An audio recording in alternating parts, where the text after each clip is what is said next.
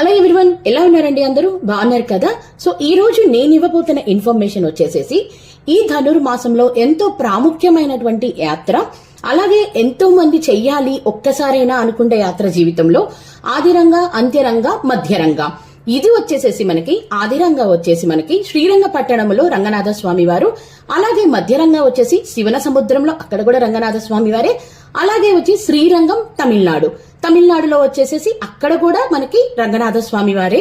కానీ ఆది, మధ్య, అంత్య అని అంటామన్నమాట. ఈ ట్రిప్ ని ఒకే రోజులో ఎలా పూర్తి చెయ్యాలి అని చాలా మంది అడుగుతున్నారు. ఇటు ఇన్స్టాలో కానివ్వండి, యూట్యూబ్ లో కానివ్వండి, చాలా మంది ఇన్ఫర్మేషన్ అయితే అడుగుతున్నారు. సో నేను దాని గురించి ఇంకొక 1 అవర్ లేదా 2 అవర్స్ లో కంప్లీట్ ఫుల్ వ్లాగ్ ని, అంటే ఎన్నింటికి స్టార్ట్ అవ్వాలి, ఎలా స్టార్ట్ అవ్వాలి, ఎప్పుడు ఎన్నింటికి ఎలా దర్శనాలు చేసుకోవాలి అనేదైతే నేను నా యూట్యూబ్ ఛానల్లో రిలీజ్ చేయబోతున్నాను. ఫుల్ వ్లాగ్ మనకి 14వ తారీఖు తోటి మనకి ఈ యొక్క ధనుర్మాసం పూర్తవుతుంది. సో నేనిచ్చే ఈ ఇన్ఫర్మేషన్ తో చాలా మందికి హెల్ప్ అవుతుందని అనుకుంటున్నాను. ఒకవేళ మీ అందరికీ హెల్ప్ అయితే గనక నా ఛానల్ ని ఫాలో అవుతూ మీరైతే ఈ ట్రిప్ ని పూర్తి చేయొచ్చు. ఎవరికన్నా ఇంకా డౌట్స్ ఉంటే నాకైతే ఇన్స్టాలో కానీ యూట్యూబ్ లో కానీ మెసేజ్ పెడితే నేనైతే ఇన్ఫర్మేషన్ ఇస్తానండి. ఉంటానండి మరి.